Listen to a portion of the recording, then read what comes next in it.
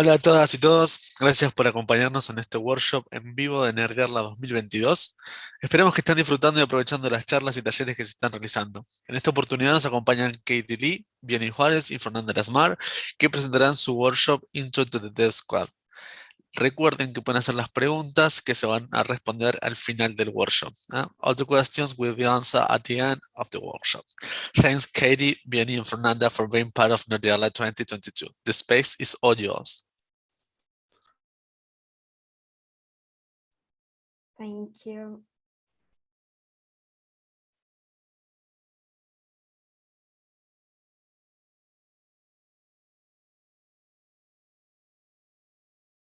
Hola, nosotros somos the Dev Squad. We are a small team in Microsoft Customer Success Unit that executes engagements with customers based in Latin America in our own unique way. Thank you for joining us so we can tell you more about our team, how we work, and why we do what we do.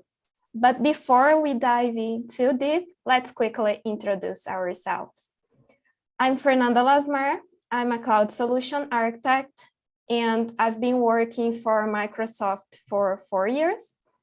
I'm based in São Paulo, Brazil, and I have over 10 years of industry experience.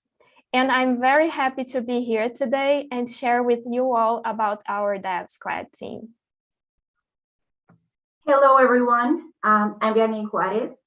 I am a senior cloud solution architect, and I've been working at Microsoft for almost 10 years.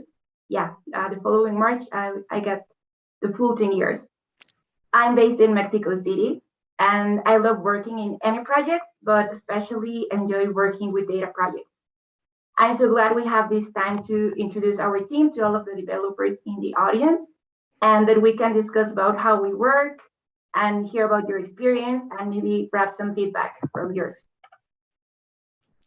And hi, everyone. My name is Kathy Lee, and I'm a cloud solution architect, and I've been working with the Dev Squad for 1.5 years and with Microsoft for a little over 4 years.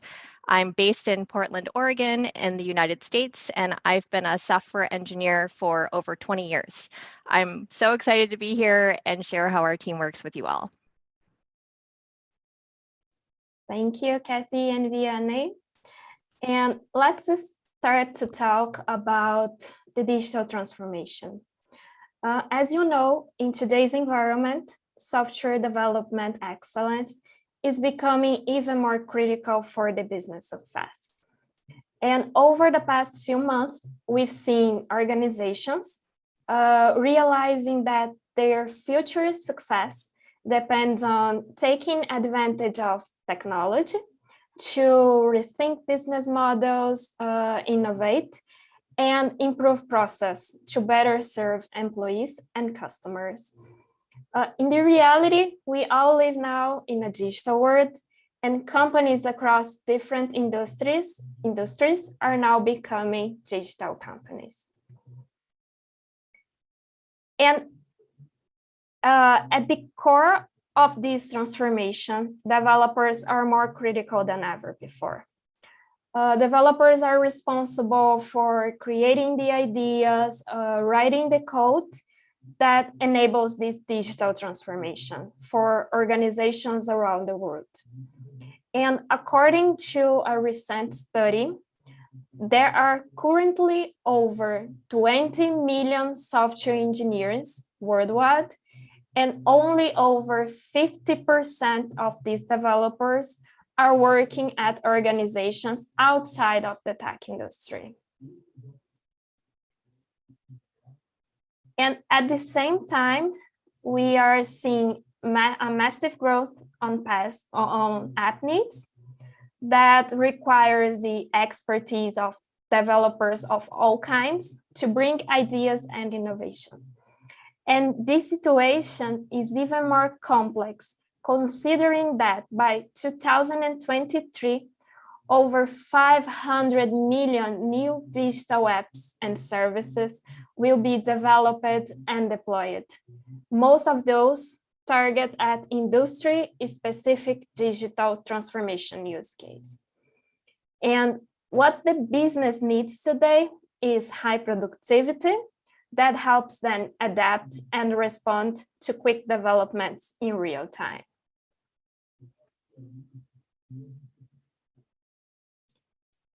And also let's talk about the developer velocity.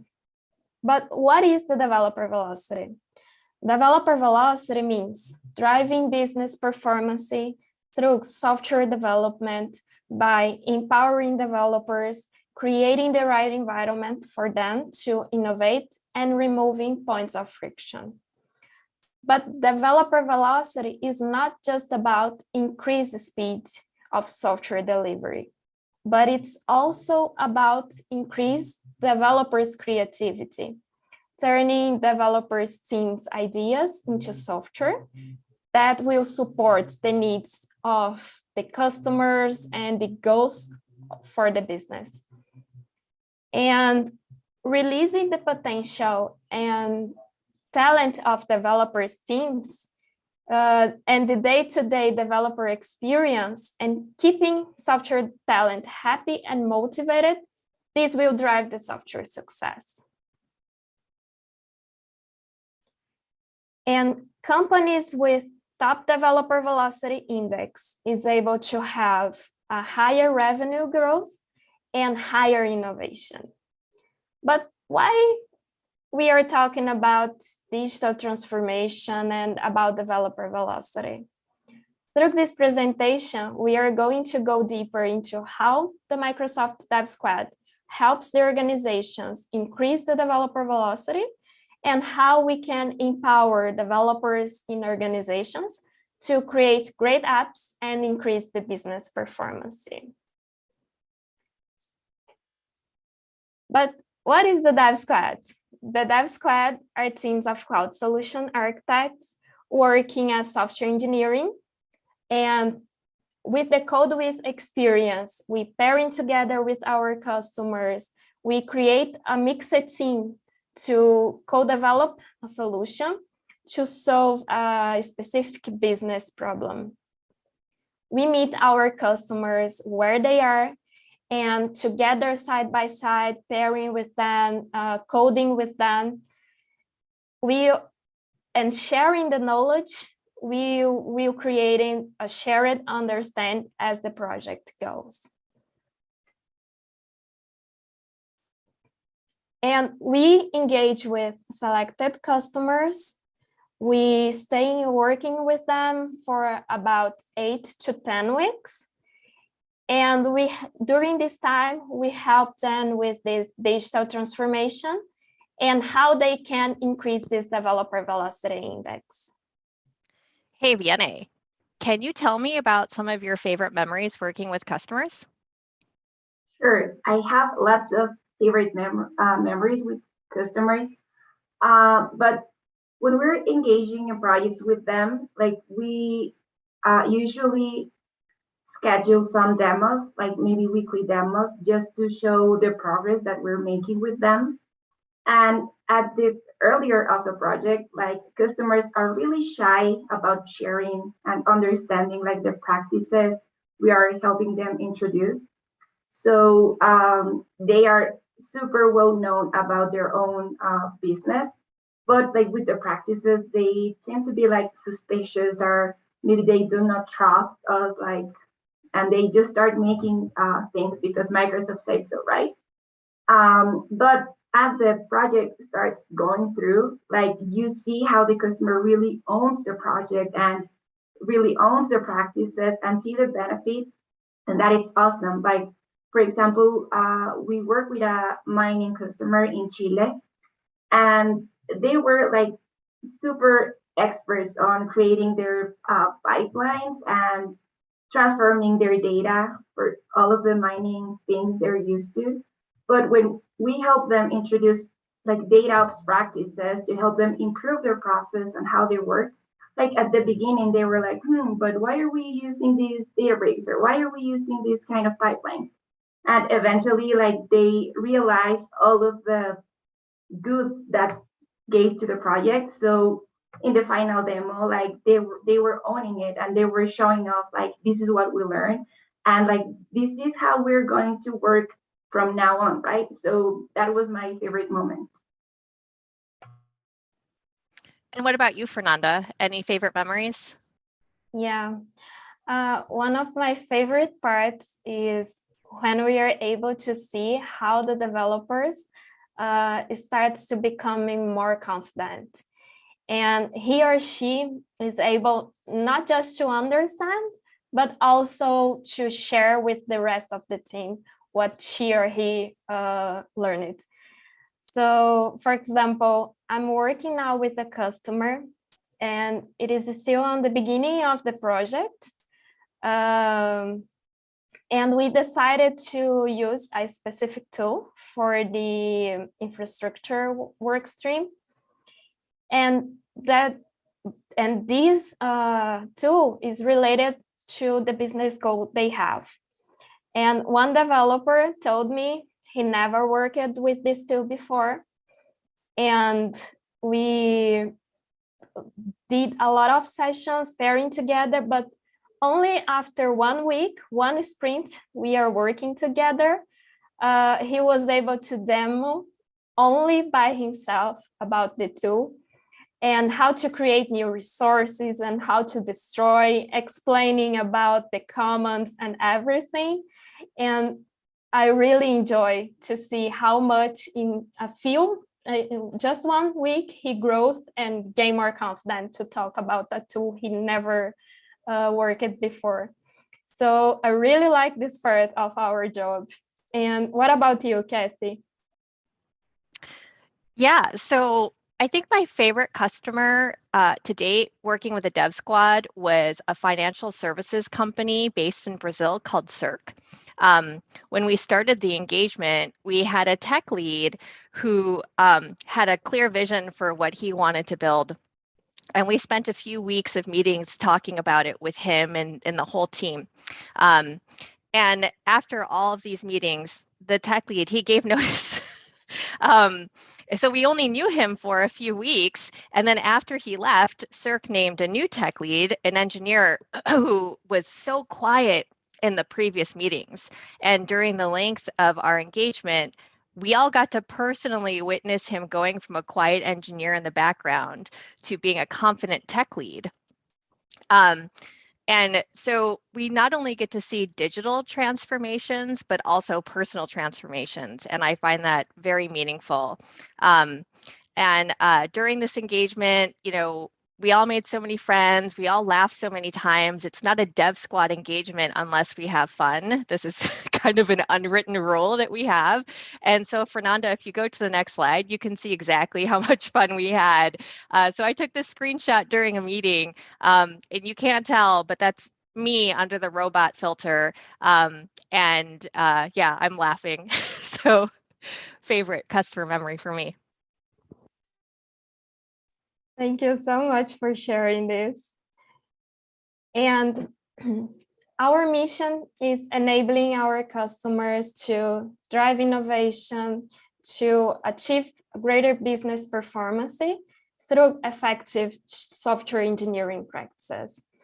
We help our customers with the automation, to automate process, to have more frequently and faster feedback, and reducing the time to market. We work with agile process and with software engineering practices, helping the customers to increase the maturity and helping to impact the developer velocity. And through the code width, we share the knowledge with them, and this helps the customer to gain more confidence to build more solutions on Azure. And one of the code width models projects we have related to the data and AI, we call it Milestone Zero. And the Milestone Zero consists of implementation of infrastructure as code and data operations using DevOps practices. We can have solutions also related to artificial intelligence.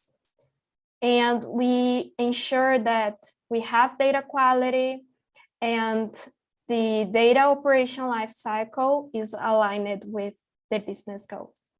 So we help them to build data ingestion pipelines, integration for components such as Azure Data Factory and Databricks.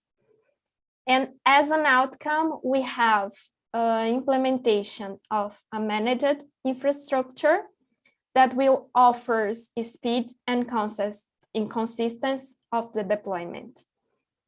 We work to have also a CI and CD optimized that offers fundamental features required by the business goal. And for the MLOps, we can have an implemented training model. And all of these, all the deployments, we make sure that is ready to be used by the observability frameworks used by our customers. And for projects relating to the app innovation, we have the fast prototyping. And the fast prototyping is an implementation related to a business problem. And as an outcome, we have a functional prototype that will satisfy major business requirements, and that is implemented based on principles such as infrastructure as code and DevSecOps. On the ideation phase, we have sessions with our customers so they can share with us what is their business scenario and what is the problem they are facing nowadays. On the envisioning, we started to work to have a scope of the desired end state and also agree on the general scope of the solution and what we will start to beginning on the project. We have also architecture design sessions, and as an outcome, we have initial vision of the architecture overall, and building infrastructure as code and application pipelines using software engineering best practices. And as an outcome, we have a functional prototype running on Azure.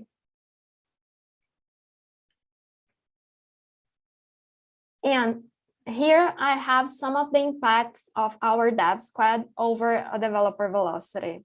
So we have impacts on technology, working practices, organizational enablement, such as we help them how to create a software or a data architecture. With the testing, how we can automate our tests. With code reviews, how to do a good code review, how to implement CI and CD pipelines, how we can help them to manage the technical debt. We are an agile team, so how to help them with the agile ceremonies, how to do a backlog management, help with the definition of done, making sure we have security and compliance in practices, and how to work with a cross-functional team, and how we can share collaboration between all the members of this team and the knowledge, and also how to work in a remote environment, right? And not only the assets that we created, but also is equal as the practices and the dev experience with our customers. And like having a solid backlog for the team, right?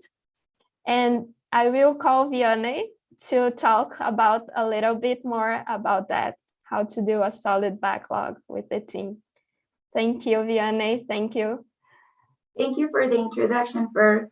So, as you mentioned, our team is really focused on the developer and customer experience. And a practice we like to share with a customer is to always start with a backlog that at least can give us the starting point so we can move forward.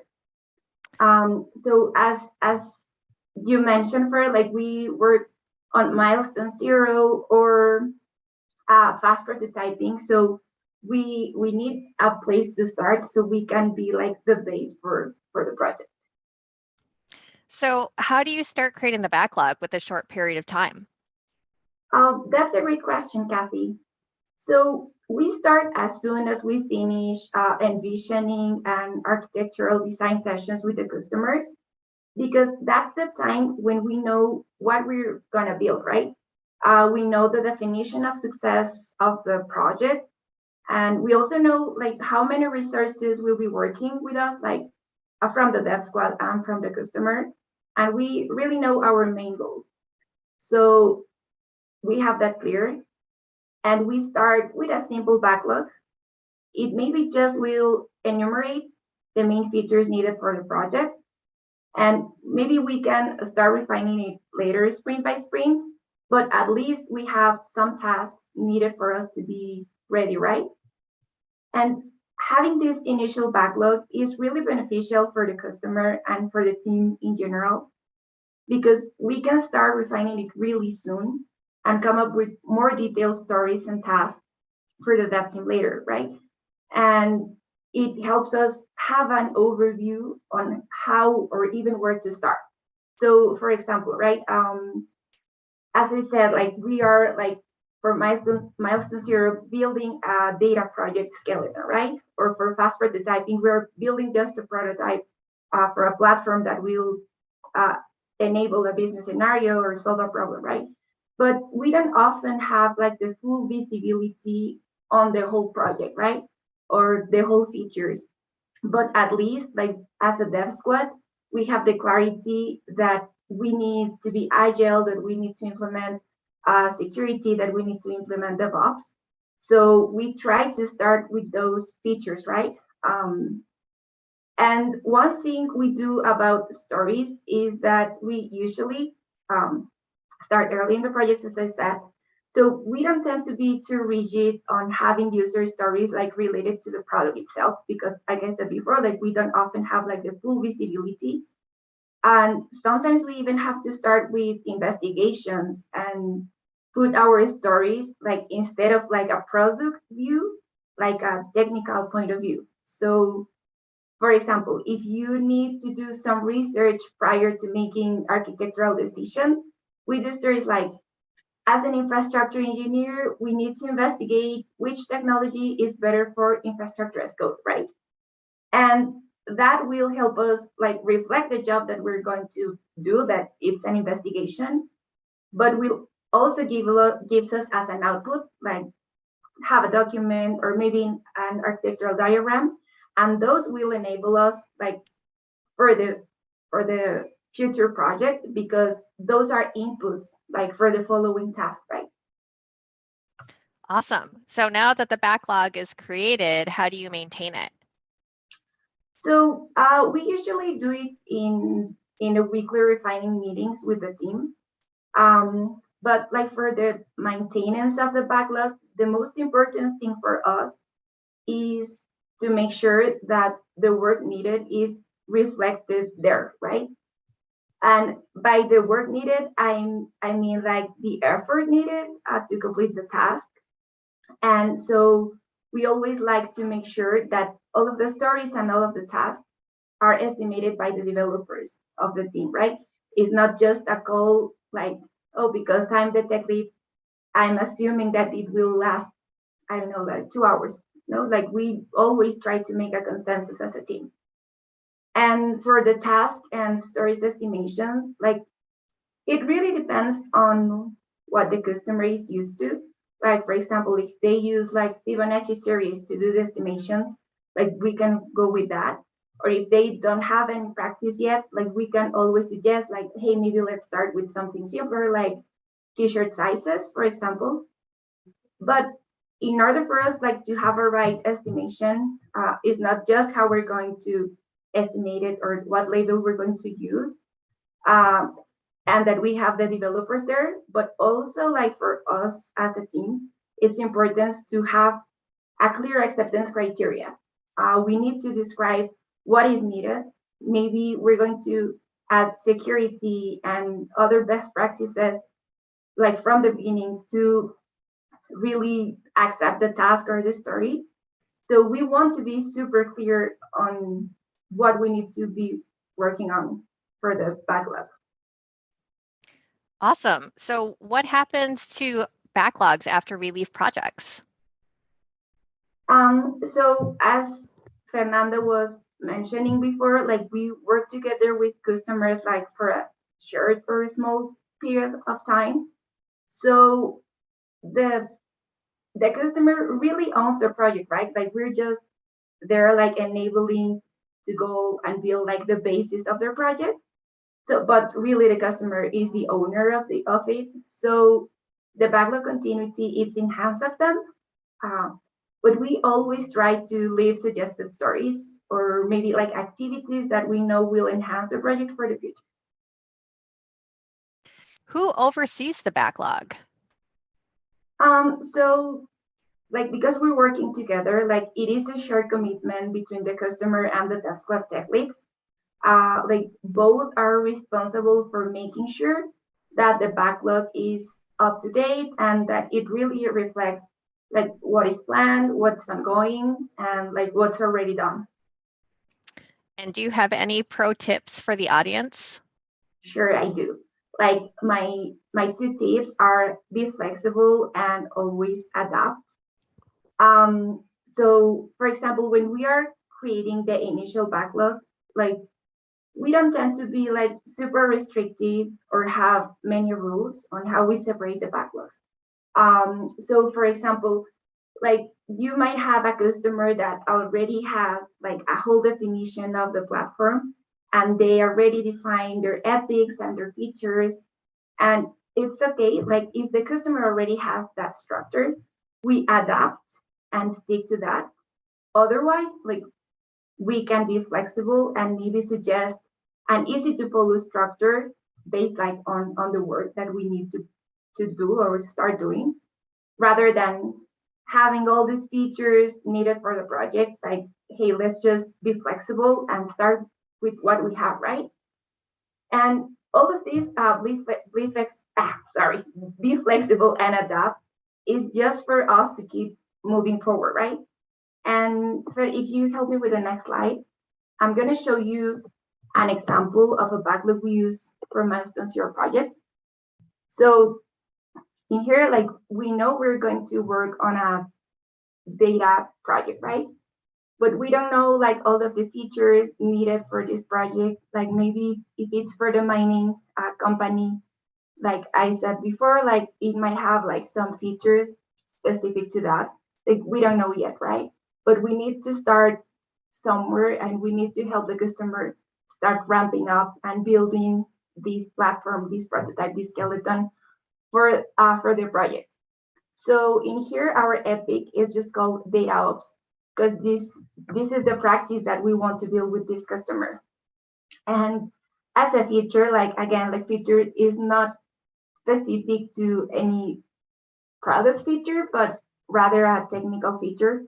For example, like we know that in order to build data ops, we need infrastructure as code, we need orchestration and data pipeline, we need data quality and transformation, we need governance and data security, etc., right?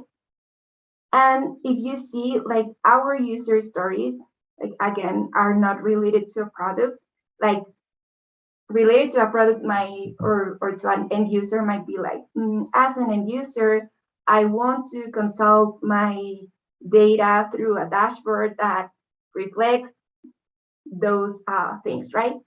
But in here, like we don't have that clarity yet. So we shift user stories to be more technical just so we can keep moving forward. So an example for this is, as an infrastructure engineer, I want to be able to deploy my environments in an automated tool. So with this user story, if we get to a customer that really doesn't even know how many environments they need, we can start with a task saying that, hey, I need to create an investigation and doing a design review, like how many environments are ideal for us. Like maybe it will implicate cost, maybe it will implicate, I don't know, complexity or many other variables that we don't know. But at least this user story help us realize like, hey, we need to investigate about environments, right? And if we get to another customer that is fully aware of, hey, I need my dev Q&A and production environment, like we already know that, then let's go, and we already know which tool we're gonna use for infrastructure as code. Let's just go ahead and start creating the configuration files and the templates we need to specify our infrastructure, and let's move on, right? So that's what I mean, like we having this starting backlog really help us move forward with the project and also like realize the amount of work that will be needed. And Fer, if you help me with the next slide, please. Thank you. So for the dev squad, we think it's super important to leave the best practices set up from the beginning of a project. Because as we use this backlog to help us accelerate, like the best practices will really help us accelerate the projects and help us with the developer velocity index, right? So what kind of practices do we introduce? One practice is, for example, infrastructure as code. Like I've been saying that like in our backlog example. But again, I'm going to sound like super repetitive on this, but for us, it's super important to meet the customer halfway, like in the middle. And again, like be flexible, adapt, and make agreements. So if the customer is already used to a way of doing infrastructure as code, like we go ahead and stick to that. But maybe like if the customer has never used infrastructure as code, like maybe we try to do like assessments like, okay, but are you used to work with ARM templates? Are you used to work with JSON files? Like see like the skills that they have and also the interest of the customer, right? They say like, I have never used infrastructure as code, but this is the time I want to learn Terraform, or no, I already work with ARM templates. Like maybe we'll go with Bicep. I don't know, like whatever is best suited for our customer, like we do that. And having infrastructure as code is a benefit for the project. Like it's not just because we want to do this because like it's a trend or because we think it's cool to have, but it really helps you with the project because you can specify from the beginning like all of the resources needed for the different environments for the project, and you can start adding security from there. Like for example, you can start making sure that all of the secrets are already stored in a key vault, that if you have different services that need to be connected, like you can make sure that all of that connection will happen like in the back end. You don't have to go and do anything manual or put any connection string like out there. So having all those practices from the very beginning are really helping projects like move forward and move faster, right? And another practice we like to introduce is continuous integration and continuous delivery. Like even our infrastructure as code like goes through a CI/CD process, and not just not just infrastructure as code. Like every technological asset like must go through it, right? It doesn't matter if it's a piece of code, like if it's a whole library, or if it's a data asset like a pipeline. Like everything goes through CI/CD, and we do this because having this practice really facilitates an effective process for getting the platform or the product faster into production. So again, like the developer velocity. But it's not just about the speed of delivery or how fast you can get things into production, but also like the quality it adds. And for example, like in a continuous integration pipeline, like you can leave coded what needs to be validated or verified before anything gets into our main branch in the code in the repository, right? Like you can specify like the seed passes the unit test. Is it coded with our best practices defined? Like, I don't know, Does it have any variable declared that was never used? Does it have any hard-coded value in it that is not needed? Like, if you already have if you already have those steps defined, like, it will be a repeatable process. And if that verification passes every time, maybe after validation is there, you can create an alpha version of a package and maybe publish it in an asset repository, and your code will be ready to test, right? And after you validate it and everything is in the repository, then you can start defining how this code that it's already validated will be deployed or will be delivered into each of our environments, right? Maybe like for production or for Q&A, that you will need an approval from a team member or from a whole team, right? Maybe you will need to run some integration tests, or like whatever is defined as a process, like you can specify and like you can code it in the continuous delivery pipeline and make again a repeatable process that will help you, like the customer, and also will help us as the dev squad improve the quality in the product that we are creating. So do we have any practices related to how the team contributes to repositories? Yes, so I've been saying a lot that we use CI, continuous integration pipelines, in order to contribute to the repository. But like before that, like the first thing we need to do is define with the customer like the Git workflow that will be required. And again, like if the customer is already using our workflow, like we tend to stick to that. Otherwise, like if they don't have a practice already yet, like we can suggest like maybe we'll have a feature workflow or something like that, right? Like we always get to an agreement with the customer. And after that, like we always protect our main branch. Like this is like the first thing we do. Go ahead and protect our main branch. So any contribution will need to be made through a pull request, right? And sometimes we even suggest a pull request template. So every team member reviewing the request, like can know what they're looking for in the code or any contribution. For example, in this template, like you can leave specified, right? Please review that this code has enough comments. And then you as a reviewer, go ahead and check the code and say, oh yes, it has like all the comments needed, right? And go ahead and check it. Please review that this doesn't have like any password or any connection string hard-coded in it.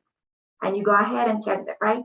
So instead of you having to be thinking about like what are the best practices needed in this code to be ready for our repository, like it's just some tips for you to be faster and again like make the provide the team like a more comfortable and more speedable way to work. And yeah, so we can spend more time discussing about like the best practices we like to introduce, like for example pair programming, or I don't know, like many different best practices we introduce with our customer, and Fernanda enumerated them at the beginning of the presentation. But all of those practices leads to code quality and project acceleration in the end. So with us in place, like we're trying to make our customer happier and more successful. And this is like we have discussed a little bit on how we work when we are working with the customer in a project, like when we are really hands-on with them. But we haven't discussed what we do for our readiness as a team, like before we get to work with a customer, like how we prepare everything, like how do we prepare our offerings, how did we prepare Milestone Zero, how did we prepare fast prototyping. But Kathy will tell us all about it. Hi, everyone. So as Fernanda and Vianney have just presented, the Dev Squad takes these short 8 to 10 week long engagements with customers. And we've talked about our two offerings, which are Milestone Zero and fast prototyping. This year, our team decided to invest time in making a new offering for our customers. So what are your customers saying they want, Kathy? So our leadership spends time listening to our account teams and what they're hearing from our customers. And one thing our account teams have said over and over was that customers were hoping for a way to link their product sales to customer profiles discovered via machine learning. And once these customer profiles are discovered, then our customers can make product recommendations based on those profiles. Fernanda, can you give me the next slide? And so because our engagement length is so short, when we have these engagement types that repeat, we work together as a team to create reusable assets so we can bootstrap solutions faster. And here are the ingredients as I see them of a new offering. So we have customer feedback, lots of customers saying they want this. It is repeatable. It is high impact and it is high value. So one of the offerings that we've mentioned before, fast prototyping, that one we don't really have a lot of reusable assets for because it is not repeatable. Next slide. So just to back up a little bit, our team is composed mostly of software engineering generalists. The three of us are all software engineering generalists. Fernanda may have a preference towards infrastructure or pipelines, and Vianney may have a special interest in data. But at the end of the day, we are all simply generalists. So our typical day-to-day when we are working on customer engagements will be a smattering of tasks like writing Terraform and pipelines to deploy infrastructure. That might be something that Fernanda would work on. Writing microservice applications in almost any language you can think of. We snap to the language our customers are using. This would be something I would love to do. Integrating Azure services, all of us do this. Creating data pipelines, this would be something Vianney would maybe want to do. And for anyone who has ever worked with Kubernetes, you know, we spend a lot of time staring blankly at pods and wondering why they aren't working. And I think that most software engineering generalists will approach an artificial intelligence machine learning project with a little bit of dread. And speaking for myself, I think that dread comes from a lack of understanding of how it works. We have had as many as 2 AI ML subject matter experts on our team. And when I've worked alongside them on engagements that have a machine learning component, I think of that work stream as a black box. It should just work without me having to do anything but consume a service. And though I know a tremendous amount of work goes into that one service endpoint, I also felt that that work stream just seemed too overwhelming and I just wouldn't know where to start. So when our manager, Alessandro, announced to the team that we could add a potential third offering, and that third offering would be an AI ML offering, I knew right away 2 things. So one, I wanted to work on this internal project to demystify AI ML projects for myself. And 2, that I wanted to develop and document it in such a way that it would also be demystified for anyone else who clones the repo or maybe even looks at it. So I partnered with one of our AI ML subject matter experts on our team. And I went from a 100 level to at least a 200 level knowledge on AI ML. Next slide, please, Fernanda. Thanks. So this is an extremely high-level diagram of what any machine learning model does. It takes an input, it processes it, spits out an output, and there's a feedback loop over the whole thing, which is referred to as model training. You can think of it like asking the model a question that it is trained over and over and over again to answer. The most typical example of this would be a model that's trained to know if pictures are pictures of dogs or pictures of cats. So in this case, the input would be the picture of a cat, and the model, which has been trained and evaluated, will run its algorithm over the picture. That's the process part. And then the model will output, this is a cat. or I think it's a cat. And once this model has been operationalized, we can supervise training over it to give it more types of input. Like here are pictures of hairless cats and hairless dogs, and here's a picture of a cat next to a tree or a dog with a ball. And for the example that we're going to be covering, the input are the features we have determined via experimentation, and I'll get to that a little bit later. The trained model determines which profile the inputted features describe, and then outputs the profile it thinks it is. Next slide, please, Fernanda. So if we zoom out a little bit, let's look at the architecture and workloads in this solution. So as you can see, most of the workloads are in Azure Machine Learning Studio. We do have our data coming from storage and one other workload, which is our online deployment of our model endpoint. And you might be wondering, how on earth does this picture tie back to the previous high-level diagram? So during our experimentation phase, we are using Jupyter Notebooks to analyze our data set and find the features that can best describe our customer profiles. Can you hit next, Fernanda? So I label this as input because this is how we determine what the input even is. One more time, Fernanda.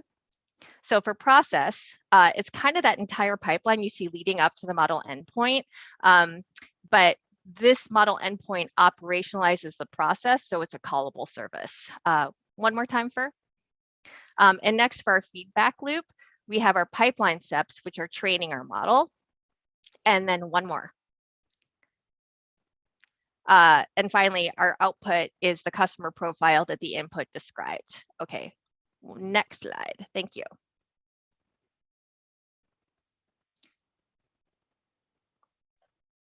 So which parts are repeatable and which parts cannot be easily like templatized? So to begin, there's one aspect of this project which can't be generalized or templatized, and that is the model development and initial model training. And there are two reasons for this, as I see it. One, because the data is always going to be different. There's no standard for the data that we'll be using.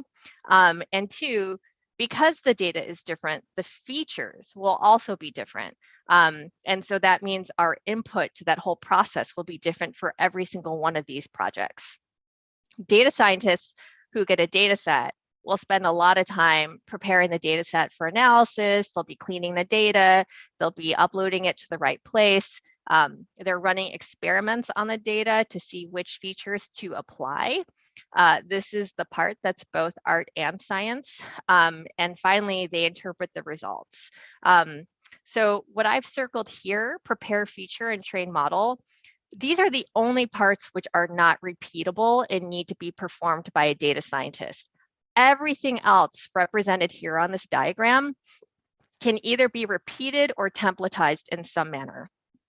All of the Azure infrastructure can be written as infrastructure as code and deployed automatically via pipelines. All of the source code, which trains the model, the pipelines which train, evaluate, register, deploy, all of that is repeatable. Next slide. Everyone's favorite time. It's demo time. So I'm going to steal the share from Fernanda. Yes. Can you guys see my screen? Yes. Great. So for the first part of this demo, I wanted to demonstrate to you the similarities between our notebooks and our resulting training routine. Quick reminder that data scientists use the Jupyter Notebooks to experiment and find those key features of data. So the most interesting thing to me as a generalist is how the notebook experiments actually are directly the input into our model training. So here I will show you the notebook, and right after I'll show you the model training. So in this notebook, this is a Jupyter Notebook right here.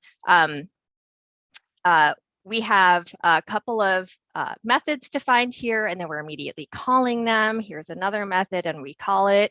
And here, we are instantiating two algorithms. One is the power transformer algorithm, which transforms our input data so it'll adhere to a normal distribution.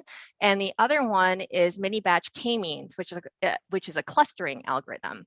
And then we chain these two algorithms together using a pipeline. Pipeline here is a very overloaded word. I kind of got tripped up on it too when I first saw it. But you can think of it as simply a way to chain two algorithms together to create a model. If we scroll a little more, we can see that we are, oh, this is slow. We are inferring a signature, and then we are fitting the pipeline. And this is actually the all-powerful line that does our model training. It doesn't look like much, but it is a lot. So now if we move to the source code, we can see that it's almost exactly a copy paste. Here's one of our methods, here's the other method. Here we are inferring the signature. Here we are instantiating our algorithms and then chaining them together in a pipeline. And here we are doing the pipeline fit. So now we can see how our experimentation phase, during which the data scientists determine those features, feeds directly into our source code. I thought that was really cool. And when I was co-developing this with our data scientist, this was my biggest question to her. And Vianney will remember this because we worked on this internal project together. So now that we have a training routine, we need to start writing our pipeline, which we'll call it, right? So here is our model deployment workflow. It's a GitHub workflow. And here you can see that this workflow is running a custom action, which runs a training job. So here is our custom action. And here are the parameters that we are calling that custom action with. And it's calling this YAML. And if we go to that YAML, you can see that it is simply calling our training routine. So it's a way that we can run our model routine inside our pipeline. So when the GitHub workflow runs, it's actually running a job inside our Azure Machine Learning Workspace. So now I'm going to open up the Azure Machine Learning Workspace and show you that job. So this is the job that it ran. And you can see here that the output of this job is the model. If we go to outputs and logs, you can see that there's a model folder here. And if we drill down into it, there are a lot of artifacts here, but the one that's important is this pickle file. This pickle file is actually our model. You'll also notice that there's a button here for registering the model, and you can certainly manually register the model using Azure Machine Learning Workspace, but we are actually doing this via automation, and I will show you that next. So another step in our workflow is registering the trained model. And so you can see it is calling this custom action with these parameters. And then finally, the custom action deploys our model as an endpoint. And so back to a little later in the file, we can see like this is the very last thing it does. It calls this custom action with these parameters. And I'm just going to give you a peek into what these custom action YAML files look like. It's a lot of code. It's a lot. And shout out to our former colleague, Facundo Santiago, who wrote these custom actions. He is actually an Argentinian, so yay, Argentina. And thank you, Facundo, if you're watching. But this is a lot of YAML. But the good news is that because of Facundo's good work, we can just operate this as a black box. It works, it's written, it's tested, it's good. And our main pipeline just needs to call this custom action with the right input parameters. It all works. So now finally, let's peek at our Azure Machine Learning Workspace to see this deployed endpoint. So this is our endpoint. You can see that there's a little test tab. What do you think? Should we test it? Yes, please. Yeah. All right. So I have some data here. that I have prepared for this test. I'm going to paste it in here. So I have 4 customers described here with this data, and the features that that our data scientists decided were most critical for describing our customers was recency, so days since the last purchase, frequency, how often you're purchasing, and how much you spent. And this is in pounds because our data scientist is based in the UK. So I'm going to test it, and you can see it thinks that this first one is customer profile 1, and then the second one is 3, and so on and so forth. And if we go back to our Jupyter notebooks and we see the interpret notebook, we can see that our data scientist has given us some possible interpretations of what these profiles are from 0 to 3 for our 4 customer profiles. And based on this, our customers, once they have this insight into what their customer profiles are, can maybe start to generate some good recommendations for these profiles. And so we have generated all of these assets. So if we ever have a customer come to us and say they want this type of engagement, we can quickly bootstrap a solution for them and make our short timeline for our customer engagements. And that concludes my demo. And a look at how the Dev Squad bakes an internal offering before we offer it to customers. Thank you, everyone, for your time and attention. We hope you enjoyed the overview of our team, the intro to the Dev Squad, and we can now open for Q&A. Thank you, Kathy. Thank you. Thanks, Katie, Jenny, Fernanda. The workshop was amazing. That's very interesting. We don't have questions, so if you have anything to say, Jenny, you are muted. No, that's it. Well, thank you so much, Jenny, Fernanda, Katie, for being part of Nerdiala 2022. I see you the next time, maybe. Yes. Yay, we'd love to come back. Yeah, thank you for the invite. Thanks you. Well, y para los demás, gracias por ver este workshop. Espero que lo hayan disfrutado tanto como nosotros. Va a quedar grabado en el canal de Nerdearla, así que después lo pueden volver a ver. Sigan disfrutando de este evento y nos vemos la próxima. Muchas gracias. Gracias. Gracias. Gracias.